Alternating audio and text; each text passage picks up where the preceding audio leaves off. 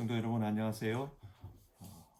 오늘도 하나님의 은혜가 풍성한 좋은 하루 되시기를 바랍니다.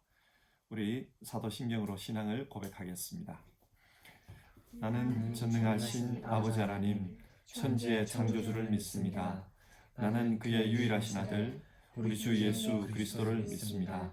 그는 성령으로 잉태되어 동정녀 마리아에게서 나시고 본디오 빌라도에게 고난을 받아 십자가에 못 박혀 죽으시고 장사된 지 사흘 만에 죽은 자 가운데서 다시 살아나셨으며 하늘에 오르시어 전능하신 아버지 하나님 우편에 앉아 계시다가 거기로부터 살아있는 자와 죽은 자를 심판하러 오십니다. 나는 성령을 믿으며 거룩한 공교회와 성도의 교제와 죄를 용서받는 것과 몸의 부활과 영생을 믿습니다. 아멘. 찬송가 263장 같이 부르겠습니다. 옛날 찬송가로는 197장입니다. 이 세상 험하고 우리 1절 부르고요. 같이 기도하겠습니다. 263장입니다.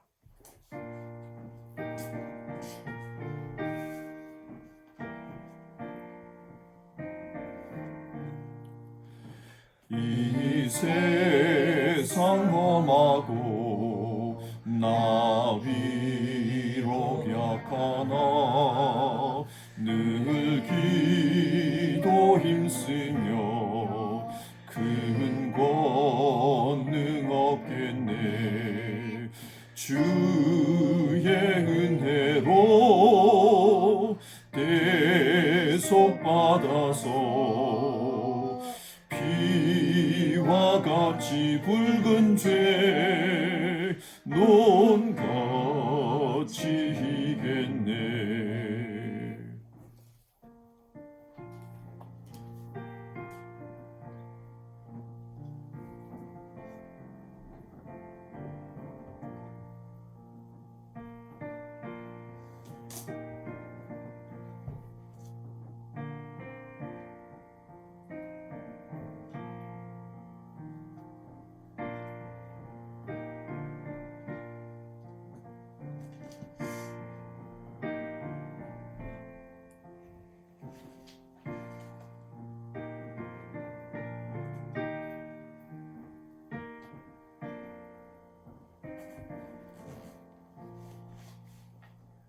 하나님 감사합니다.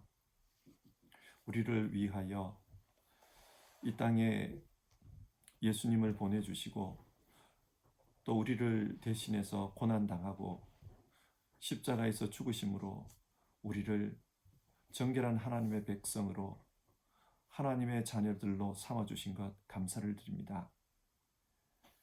우리 주님의 사랑을 기억하는 이 고난주간 정말 주님의 사랑에 깊이 빠져드는 이 한 주간 되게 하시고 우리의 마음도 생각도 주님을 더 깊이 더 가까이 다가가는 그런 이 한 주간 되도록 은혜 내려 주시옵소서. 오늘 아침 예배하는 이 시간도 주님의 은혜를 간구합니다. 우리 주님 예수님의 이름으로 기도드립니다. 아멘.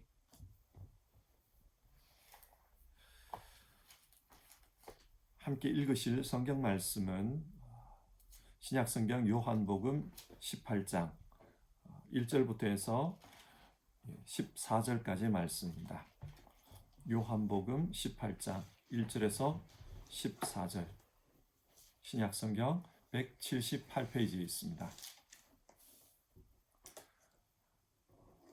주신 하나님의 말씀을 한 절씩 교독하겠습니다. 예수께서 이 말씀을 하시고 제자들과 함께 기드론 시내 건너편으로 나가시니 그곳에 동산이 있는데 제자들과 함께 들어가시니라. 그곳은 가끔 예수께서 제자들과 모이시는 곳이므로 예수를 파는 유다도 그곳을 알더라. 유다가 군대와 대제사장들과 바리새인들에게서 얻은 아랫 사람들을 데리고 등과 횃불과 무기를 가지고 그리로 오는지라. 예수께서 그 당할 일을 다 아시고 나아가 이르시되 너희가 누구를 찾느냐? 대답하되 나사렛 예수라 하거늘 이르시되 내가 그니라 하시니라. 그를 파는 유다도 그들과 함께 섰더라. 예수께서 그들에게 내가 그니라 하실 때에 그들이 물러가서 땅에 엎드러지는지라. 이에 다시 누구를 찾느냐고 물으신대 그들이 말하되 나사렛 예수라 하거늘.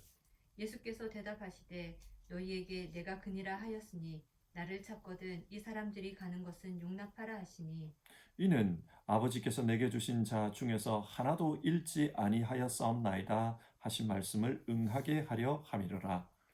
이에 시몬 베드로가 칼을 가졌는데 그것을 빼어 대제사장의 종을 쳐서 오른편 귀를 베어버리니 그 종의 이름은 말구라. 예수께서 베드로더러 이르시되 칼을 칼집에 꽂으라. 아버지께서 주신 잔을 내가 마시지 아니하겠느냐 하시니라.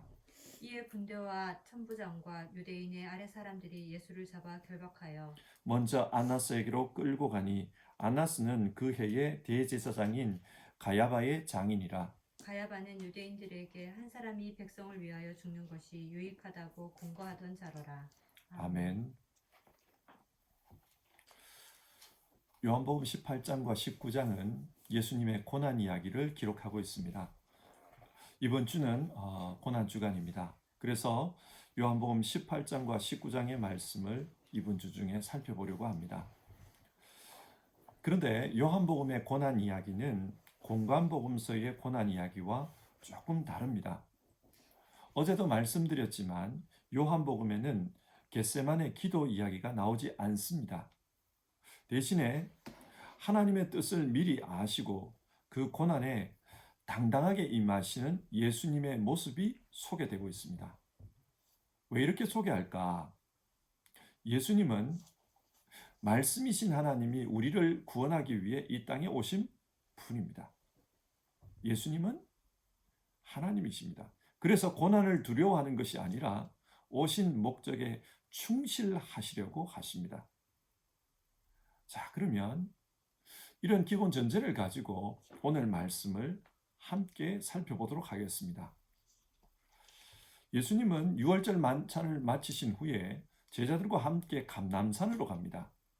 감람산에는 올리브 기름을 짜는 동산이 있었는데 마태, 마가, 누가복음에서는 이곳을 겟세마네 동산이라고 부릅니다. 아마도 예수님은 평소에 제자들과 이곳에 자주 가셨던 것 같습니다. 누가복음 21장 37절에 따르면 유월절 기간 동안 낮에는 성전에서 가르치시고 밤에는 이곳에서 주무셨다. 그런 내용이 나옵니다. 그러니까 제자들에게 이 동산은 아주 익숙한 곳입니다. 그때 로마 군대 병정들과 대제사장과 바리새인이 보낸 성전 경비병들이 이곳에 나타났습니다. 어둠 속에서 횃불을 들고 또 무기를 가지고 예수님을 잡으러 왔습니다. 마치 무슨 비밀 작전을 수행하는 것처럼 그렇게 나타났습니다. 이들이 왜 밤에 왔을까요? 이들은 사람을 무서워합니다. 요한복음 12장 19절에 따르면 당시 예루살렘의 분위기는 모든 사람이 예수님을 추종하는 상태였습니다. 심지어는 외국에서 온 사람들까지도 예수님을 지지하고 있었습니다. 그렇기 때문에 낮에 공개적인 장소에서 예수님을 체포하면 그 군중들의 저항에 부딪힐 것이 뻔합니다. 그래서 이들은 밤에 은밀하게 찾아온 것입니다. 이들은 사람을 두려워하고 있습니다. 그런데 참 슬픈 것은 그들 무리를 이끌고 나타난 사람이 가롯 유다였다는 사실입니다. 주님의 제자였던 그가 주님을 죽이는 일에 앞장서서 다가오고 있습니다. 누가복음 6장에 따르면 예수님은 12제자를 세우실 때 밤새 산에서 기도하시고 산에서 내려와 12를 세웠다. 그렇게 말씀합니다. 그런데 그 중에 하나가 예수님을 죽이는 일에 앞장서고 있습니다. 무엇을 말합니까? 신앙은 과거의 내 직분이 무엇이냐, 그것과 상관이 없다는 뜻입니다. 예를 들어 사도행전 6장을 보면 예루살렘 교회가 부흥해서 교인 수가 많이 늘어났습니다. 그러다 보니 사도들의 힘만으로는 사역을 감당할 수가 없게 됐습니다. 그래서 구제하는 일과 음식을 나눠주는 일을 책임질 직분자를 뽑았습니다. 그들이 바로 일곱 집사입니다. 이들을 뽑을 때 믿음과 성령이 충만한 사람, 그래서 사람들에게 칭찬 듣는 사람, 그들 중에서 선출했다고 합니다. 그리고 이 일곱 중에 니골라라는 사람도 포함되어 있었습니다. 수많은 사람 중에서 7명 안에 들 정도이니까 이 니골라의 신앙이 얼마나 좋았는지, 또 사람들에게 칭찬을 받았는지 짐작할 수 있습니다. 근데 여러분, 이 니골라의 나중이 어떻게 됐습니까? 사도행전 6장에 나왔던 니골라의 이름은 계시록 2장에서 다시 등장하는데요. 계시록 2장 6절, 그런데 니게는 잘하는 일이 있다. 너는 니골라당이 하는 일을 미워한다. 나도 그것을 미워한다. 귀 있는 사람은 성령이 교회들에게 하시는 말씀을 들어라. 예수님께서 니골라당을 미워한 에베소 교회를 칭찬하는 대목에서 그의 이름이 다시 등장합니다. 초대교회의 교부였던 히폴리투스와 터툴리안에 따르면 7집사 중 한 명이었던 니골라는 나중에 배교해서 이단의 수괴가 되었다고 합니다. 그래서 퇴폐적이고 비도덕적인 사상들을 교회 안에 퍼뜨렸다고 합니다. 보십시오. 그 역시도 처음에는 신실한 신앙인이었습니다. 그러나 그런 사람도 나중에는 이상한 사람이 되고 말았습니다. 선줄로 아는 자 넘어질까 조심하라. 우리는 이 말씀을 기억해야 합니다. 항상 자기를 살피고 깨어 있어야지, 그렇지 않으면 어떤 누구도 장담할 수 없습니다. 신앙은 과거가 그 결말을 보장해 주지 않습니다. 신앙은 현재 내가 어느 분을 따르고 있나, 어느 분을 두려워하고 있나, 그 문제와 연관이 있습니다.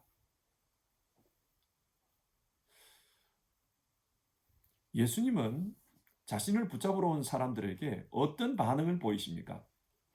4절인데요. 너희가 누구를 찾느냐?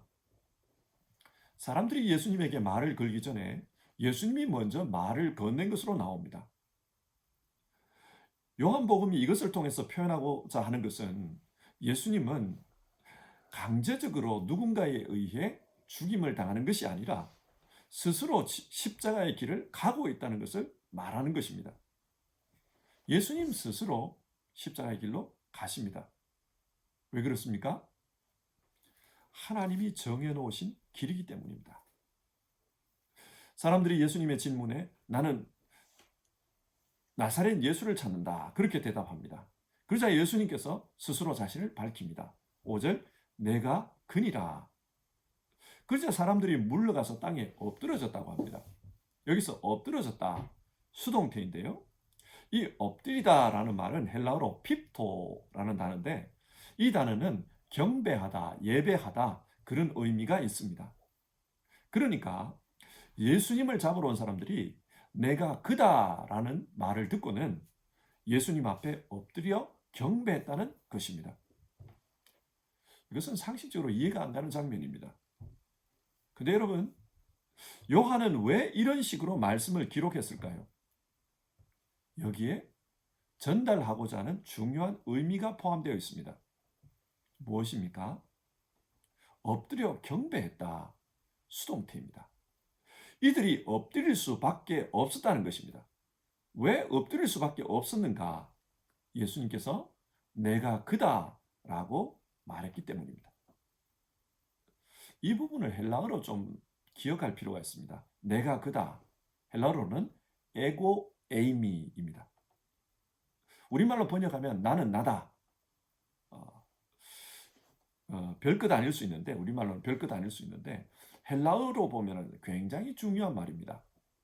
왜 그런가? 이 말은 하나님의 이름을 나타냅니다. 출애굽기 3장에서 모세가 하나님께 이름을 여쭙습니다.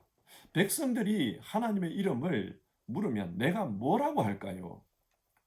그때 하나님께서 대답해 주신 대답이 에고 에이미였습니다. 우리말 성경에서는 나는 스스로 있는 자니라 그렇게 번역하지만 헬라어 성경은 에고 에임이라고 표현합니다. 그러니까 오늘 본문을 그냥 읽으면 군인들이 우리는 예수를 찾고 있다 그렇게 말했고 예수님께서 내가 그 사람이다 그렇게 대답하는 것입니다. 그러나 성경이 말하려고 하는 것은 그게 아닙니다. 내가 바로 출애굽기 3장의 그 하나님이다 그 이야기입니다. 그러니까 사람들이 그 말씀을 듣고 엎드려 경배할 수밖에 없습니다. 그것도 신적인 권위 앞에 압도되어서 수동태로 경배할 수밖에 없었다. 요한은 지금 그것을 밝히고 있는 겁니다.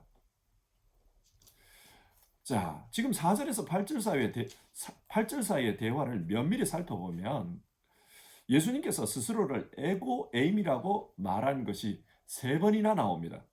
그러니까 요한은 예수님이 성경이 증언하는 그 하나님, 에고 에임이 하나님이시다. 스스로 계시는 하나님이시다. 그것을 강조하는 것입니다.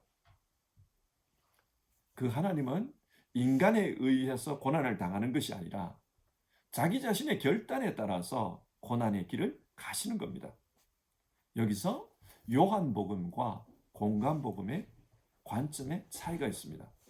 공간복음은 악한 인간들에 의해 주님께서 순환을 당하셨다 그렇게 보고 있지만 요한복음은 하나님께서 자기 백성을 구원하시기 위해 자기 스스로 고난의 길을 가고 계신다 그것을 보여주고 있습니다.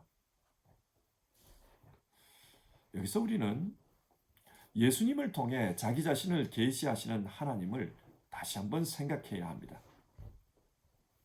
우리가 믿는 하나님은 우리의 구원을 위해서 자신의 고난을 마다하지 않는 분입니다. 당시 세상의 다른 신들은 신을 위해 인간을 죽였습니다. 중동의 많은 신들이 인간을 죽여 제사를 받았습니다. 그런데 하나님은 인간을 위해 자신이 죽는 길을 택하십니다. 왜 이렇게 하실까요? 요한 1서의 말씀입니다. 하나님은 사랑이심이라. 하나님의 사랑이 우리에게 이렇게 나타난 바 되었으니 하나님이 자기의 독생자를 세상에 보내심은 그로 말미암아 우리를 살리려 하심이라. 사랑은 여기 있으니 우리가 하나님을 사랑한 것이 아니요 하나님이 우리를 사랑하사 우리 죄를 속하기 위하여 화목제물로 그 아들을 보내셨습니다. 하나님의 본성이 사랑입니다. 그래서 하나님은 사랑하실 수밖에 없습니다.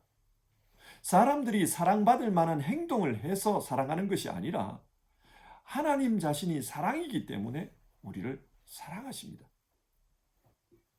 요한은 일반적인 하나님의 사랑을 이 십자가 고난 이야기를 통해 보여주고 있습니다. 하나님은 고난을 피하지 않았습니다. 요즘 저의 하루 일과는 아주 뻔합니다.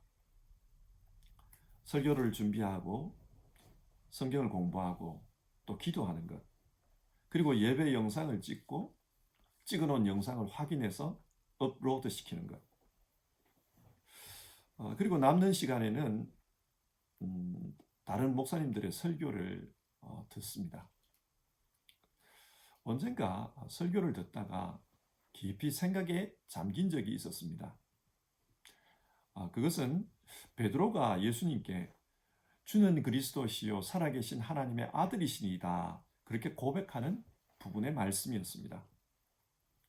예수님께서는 이 베드로의 고백을 들으시고 굉장히 기뻐하셨습니다. 그리고 이제는 제자들에게 앞으로 일어날 일들을 준비시켜야 되겠다. 그래서 예루살렘에 올라가면 십자가를 지게 될 것이고 고난받고 죽어서 사흘 만에 살아날 것이다. 그것을 예고해 주셨습니다. 그러자 그 말을 들은 베드로가 갑자기 태도를 변화시켜서 예수님께 격렬하게 대듭니다. 거의 싸우듯이 대들었습니다. 왜 베드로가 예수님께 이렇게 대들었을까요? 베드로는 입술로는 정확한 신앙 고백을 하고 있습니다. 그러나 그의 마음은, 그가 바라는 것은 신앙이 아니라 욕망이었습니다. 예수님 때문에 성공하고 싶다.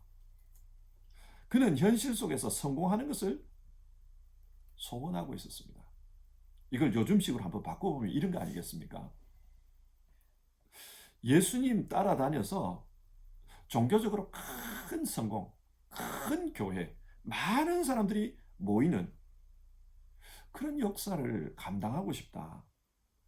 그렇게 되면 종교적 인기가 올라갈 것이고 그 결과로 삶의 편안함을 누릴 수 있을 것입니다.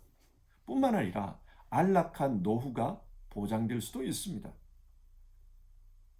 베드로가 나타나면 많은 사람들이 열광할 것이고 그는 대접받는 사람으로 살 수 있을 것입니다.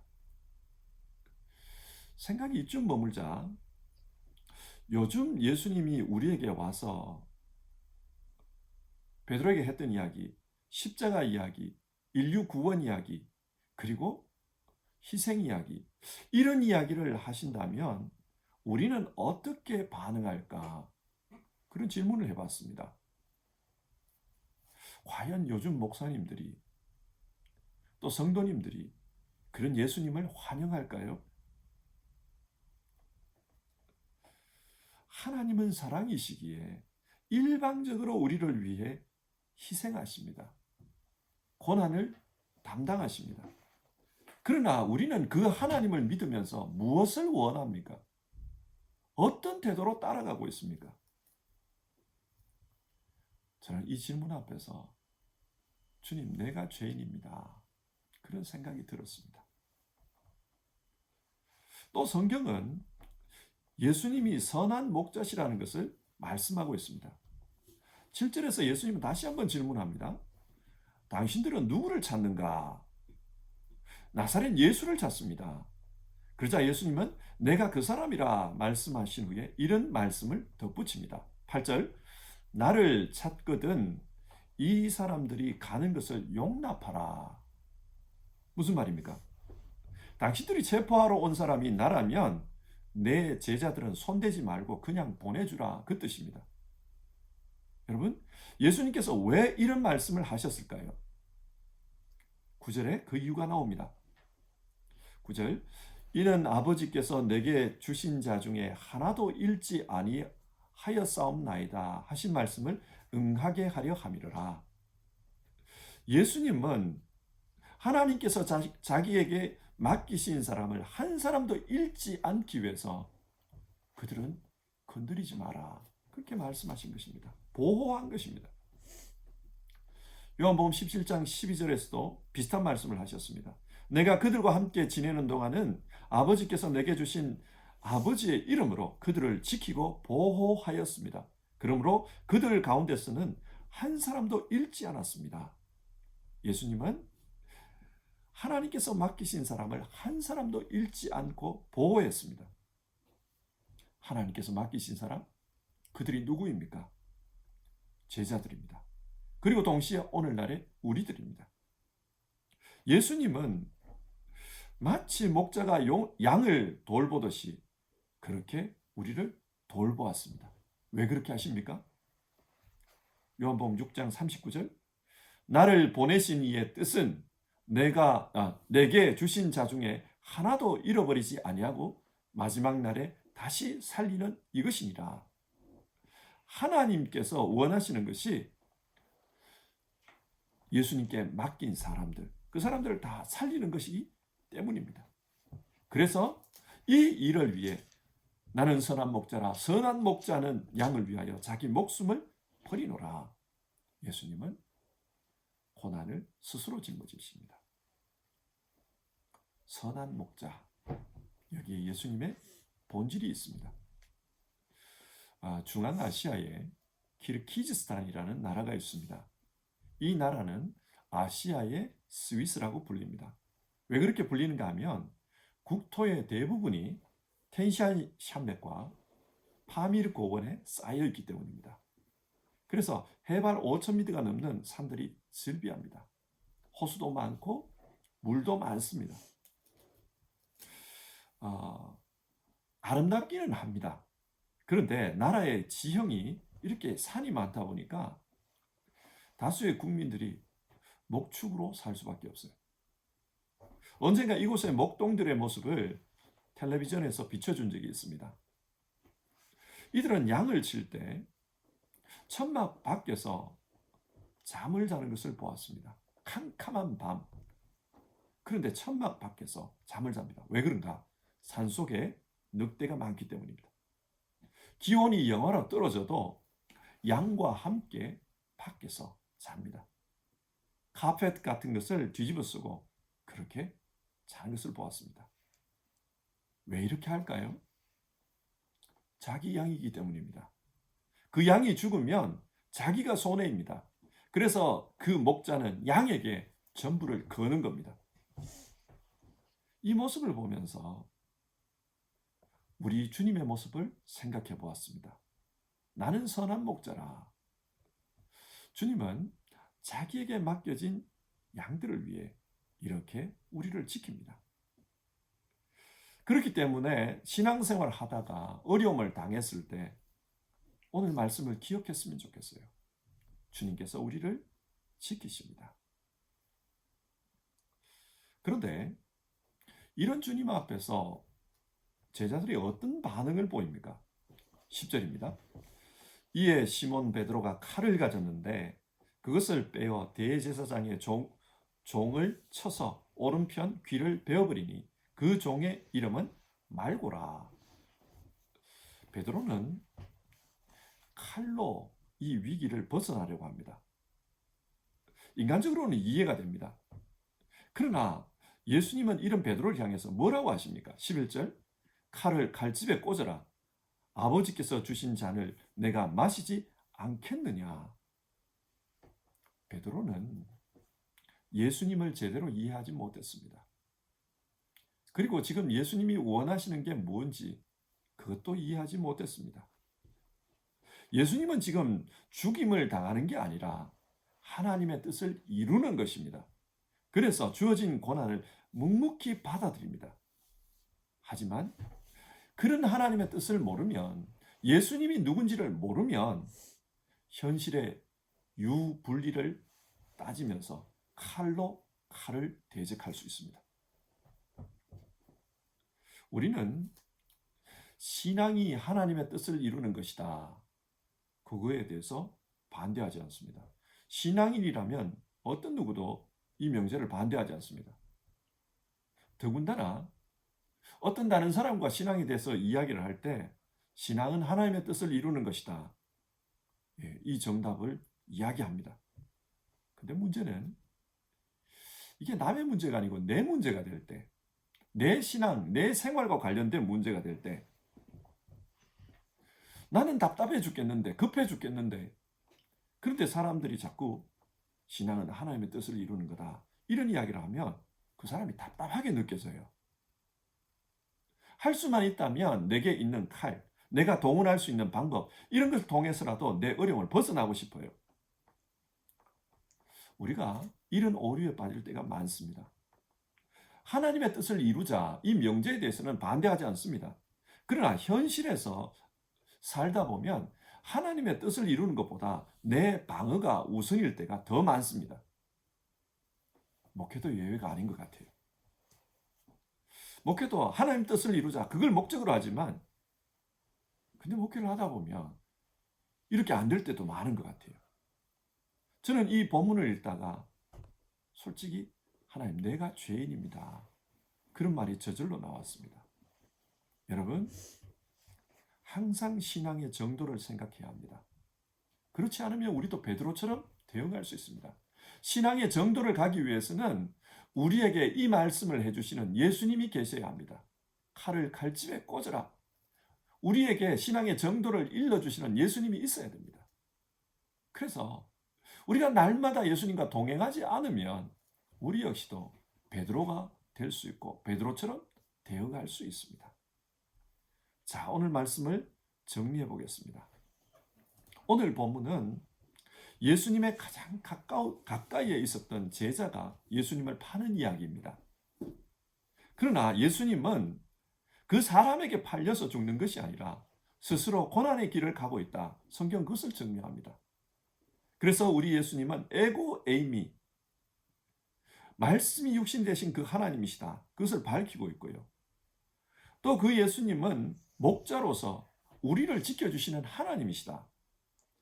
그리고 우리에게 현실의 유불리, 현실의 고난을 보지 말고 신앙의 정도를 걸어가라. 내가 함께하겠다. 그것을 말씀하고 있습니다. 여러분, 제일 기본적인 말 같지만 제일 어려운 것이 뭔 것 같습니까? 저는 예수님 잘 믿는 것, 그런 것 같습니다. 예수님 잘 믿는 것이 무엇입니까? 우리 눈앞에 예수님이 보이지 않아도 예수님이 주신 말씀, 성경 붙들고 그 말씀 내 마음에 품고 예수님과 함께 사는 것입니다. 예수님은 약속하셨습니다. 볼지어다 내가 세상 끝날까지 너희와 항상 함께 있으리라. 그 약속 믿으면서 지금 보이지 않아도 우리 가운데 계시는 그 주님을 믿고 주님과 함께 내 일상을 살아가는 것입니다. 주님의 말씀이 귀에 들리지, 주님의 음성이 직접 귀에 들리지 않아도 성경 말씀을 가슴에 품고 그 말씀에서 해답을 찾으려고, 주님의 말씀에서 해답 찾으려고 하는 것, 그게 예수님 잘 믿는 겁니다. 예수님이 내 안에 계시는데 내가 함부로 살 수는 없습니다. 오늘 성경은 예수님이 에고 에이미 하나님이심을 말합니다. 우리와 함께 하시면서 전능하신 구원을 베풀어 가시는 하나님이십니다. 우리 예수님을 잘 믿으십니다. 그리고 오늘도 예수님께서 인도하시는 그런 믿음의 길을 걸어가십시다. 우리 함께 찬송하고요, 기도하는 시간 가지겠습니다. 찬송가 545장입니다. 545장, 옛날 찬송가 344장입니다. 1절 찬송 부르고요, 우리 같이 기도하겠습니다. 545장, 옛날 찬송가 344장, 1절 부릅니다.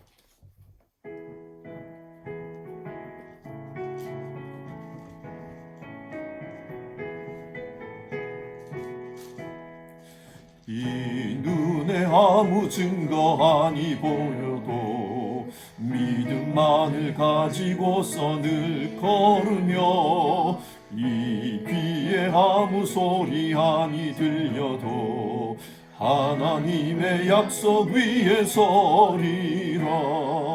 걸어가세 믿음 위에 서서, 나가세 의심 버리고, 걸어가세 믿음 위에 서서, 눈과 귀에 아무 증거 없어도. 우리 시간 같이 기도하겠습니다. 요한복음 18장은 예수님이 연약한 인간이 아니라 자기 백성을 구원하기 위해서 우리 가운데 오신 하나님이심을 밝힙니다. 그 하나님을 믿으며 살아야 한다. 그것이 오늘 본문이 우리에게 주는 교훈입니다. 눈에 보이지 않아도, 귀에 들리지 않아도 그 주님과 함께 신앙합시다. 오늘도 주님과 함께 내 삶의 길을 믿음으로 걸어가겠다고 한번 다짐해 봅시다. 신앙생활 잘 하는 것이 우리 삶의 복된 것입니다. 우리 같이 기도합시다. 주님, 내가 주님 잘 믿으며 나의 하나님, 나의 주님을 따라가겠습니다. 내 안에 계시는 그 주님 따라가겠습니다. 우리 그런 다짐 가지고 기도해 봅시다.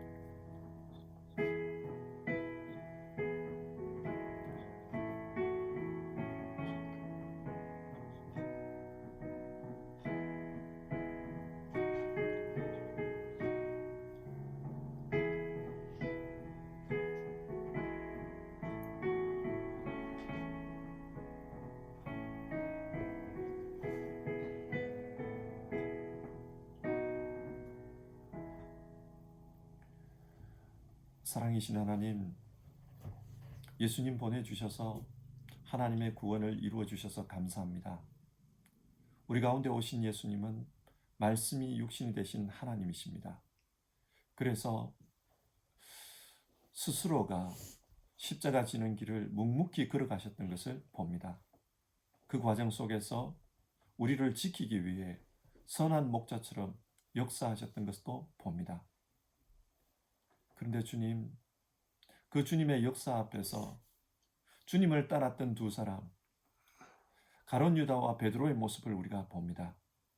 가룟 유다는 예수님을 죽음으로 몰아넣는 그 일에 앞장서는 역할을 했고, 베드로는 현실의 위기 때문에 그것만 바라보다가 주님이 누구신지, 주님의 뜻이 무엇인지 모르고 주님이 원치 않는 행동들을 했던 것을 봅니다. 오늘 우리의 신앙도 예수님이 누구신지를 모르고 또 예수님과 동행하지 않으면은 가룟 유다가 될 수도 있고 베드로가 될 수도 있다라는 것을 우리가 압니다. 주님, 정말 예수님 잘 믿는 사람으로 살고 싶습니다. 우리 눈에 보이지 않고 우리 귀에 음성이 들리지 않아도 주님 말씀, 성경 말씀 품고 그래서 주님 말씀 따라가고 또 우리의 삶의 길을 인도해 가시는 그 주님 믿으며 묵묵히 주와 함께 길 가는 우리 되고 싶습니다. 주님, 오늘 하루의 삶도 우리를 인도해 주시옵소서. 또 성경 말씀 가운데 우리로 하여금 깨닫게 하시고 주님의 뜻을 알게 하여 주시옵소서. 그래서 오늘도 믿음으로 주와 함께 동행하는 그런 살아있는 믿음의 삶이 되도록 이끌어 주시옵소서. 우리 성도님들 한 분 한 분 오늘의 삶 가운데 함께 해주시고 주와 함께 사는 삶이 되게 하옵소서. 귀하신 예수님 이름으로 기도드립니다. 아멘. 하늘에 계신 우리 아버지, 아버지의 이름을 거룩하게 하시며 아버지의 나라가 오게 하시며 아버지의 뜻이 하늘에서와 같이 땅에서도 이루어지게 하소서. 오늘 우리에게 일용할 양식을 주시고 우리가 우리에게 잘못한 사람을 용서하여 준 것 같이 우리 죄를 용서하여 주시고 우리를 시험에 빠지지 않게 하시고 악에서 구하소서. 나라와 근과 영광이 영원히 아버지의 것입니다. 아멘.